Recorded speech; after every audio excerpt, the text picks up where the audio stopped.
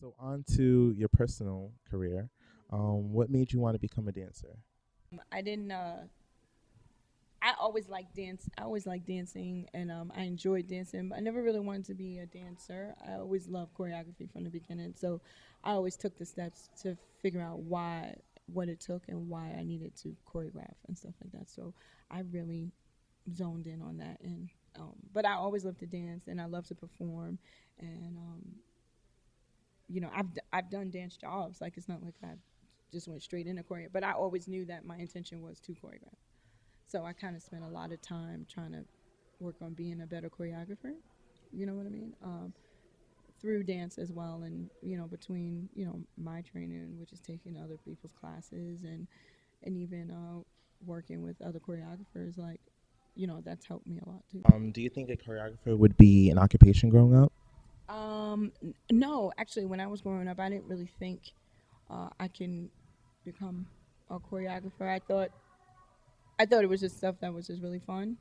I thought the only way to dance and choreograph was if you were doing contemporary, like Complexions and Alvin Ailey and Donald Byrd and Joffrey Ballet. Like, I always thought it was just those kind of companies, and I definitely knew I wasn't built for no. As much as I admired it, I knew that I wasn't gonna be that kind of dancer. Which is interesting though, because it's always in me, like that contemporary feel and like that abstract feeling. I've adapted a lot to it. I love modern dance, and it's just interesting how I never really totally went into that lane, but it's definitely a huge influence in my choreography. And when I was younger, I didn't really think you could make money or even have a good career as a choreographer. But it wasn't until, believe it or not, when I was coming up, and me and my friends, we won a contest on MTV called Lip Service, and yeah, and we won the show. We was the grand prize winners, and the prize was, it was a $30,000 music video, and they paid for the music video. This is when the business was really good, and that was the prize. And they paid for a music video, and we had to lip sync the song. We did "What a Man" by Salt and Pepper at the time. Yeah, it was really cool. And they paid for a music video, and we lip sync, and they treated us like the artists. It was so much fun. But and we had rehearsals with a choreographer, everything, and we had to do all. No, if it is, if it is, I I'm don't gonna know. find it. If it is, I have no clue yet. But I hope not. That would crazy. But that is what seeing that process between the video and then the choreography and looking at the whole process of a music video. I was like, I think I can do this. And then from there, that's when I 100% zoned in on, like, okay, this is the lane that I need to go into. And from there, I just kept it moving. What inspires you and what keeps you motivated, especially in this industry? It may sound a little cliche, but like, just my like life experiences and more or less music in general. Like, I just love listening to music. I love listening to all kinds of music, and um, I love just creating visions in my brain. I'm kind of always thinking, which could be a good and a bad thing, because sometimes I think too much, and it'll drive me crazy. My brain doesn't turn off. And then I become, that's why I'm a workaholic and I need a vacation really bad. But anyway, but it, like I say, movies, especially a lot of movies. I love musicals, and I love like espionage movies, like and female kick-ass movies, which hence went into, like, that's the reason why I created Siren Assassins, because I just love those kind of Kill Bill, La Femme Nikita movies, and so that's what ignited that whole situation for that project. So speaking of sirens, when will Siren Assassins come back? Um, we've never went away. That's the point. Nah, or lurking in your bedrooms. Let me stop. No. No. Sirens is actually had a very, very, very good year with Sirens in 2010 in Los Angeles. From there, I just took a break. I don't like overdoing things sometimes. I feel people need to, they get the point, and then it just, they need to miss it a little bit. So you know, 2010 was that year. In 2011, I definitely stayed away from Sirens and dove into Motivating Excellence. So 2012, we'll be back, kicking it, siren assassinating everyone. But the show will be in New York this time. We did in Los Angeles.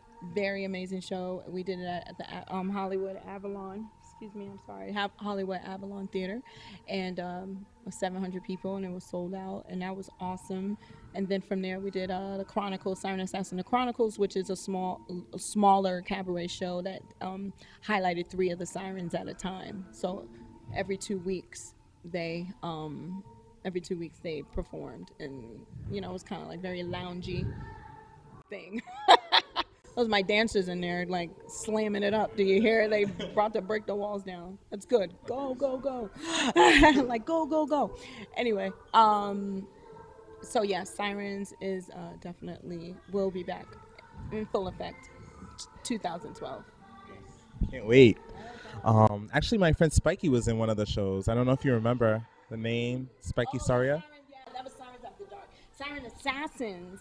Siren Assassins. Well, Sirens After Dark is the after party for Siren Assassins. Siren Assassins is the cabaret show with the 12 girls, and Sirens After Dark is the social event that I created, kind of like where other choreographers can come in and perform and and do their stuff, but we host the show. Like the siren vibe and theme kind of caters to that environment. Yeah. So Spiky did. She performed in Sirens After Dark. Yeah. Say hi, by the way. Aw, Spiky.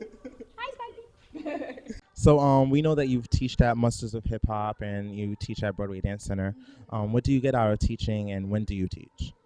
I love teaching. It's actually one of my favorite things to do. I really am passionate about seeing people grow. I'm very, very, very intense with the dancer becoming a better person, because I realized when I was coming up, I didn't really have like teachers teaching me, even though there were teachers that, during that time, there were definitely amazing teachers.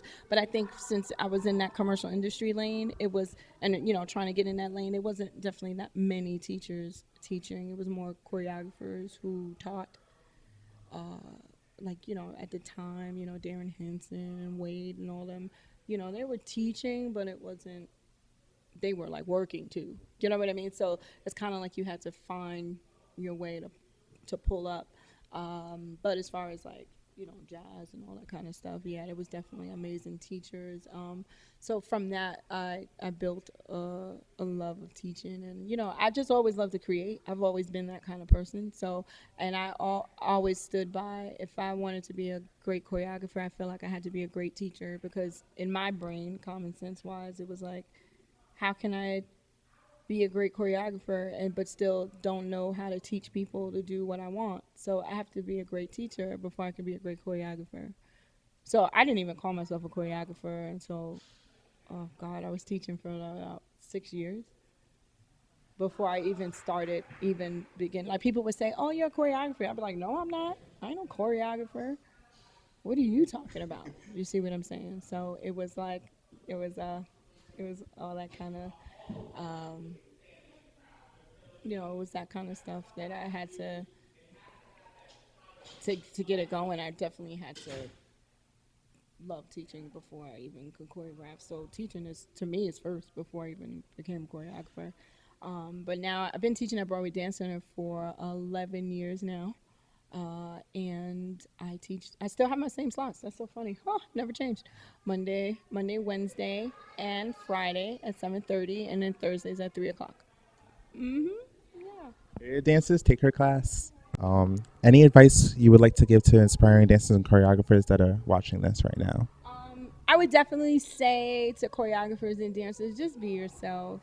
And like, there's a lot of times where you feel you just have to fit in and you're trying to just get in the mix, and that's fine. But just don't lose who you are, because people want to be around you, not somebody else. And and people, when you may think people don't realize that that you're being fake, but you have to realize that your actions you know, people can see that, and like people can read through and see through when something's not real. So you got to keep yourself real, and I think people want to work with real people. You know what I mean? And so if for yourself, you owe it to yourself to be who you are. So that way, every time you go through these situations, you're not losing anything. You're just trying to gain as much as possible. Well, here you have it, guys. High five to that. Yes, I'm definitely inspired right now and motivated. So yes, yes. So here you have it, guys. Rhapsody, Amado here, Rhythmatic TV. Peace.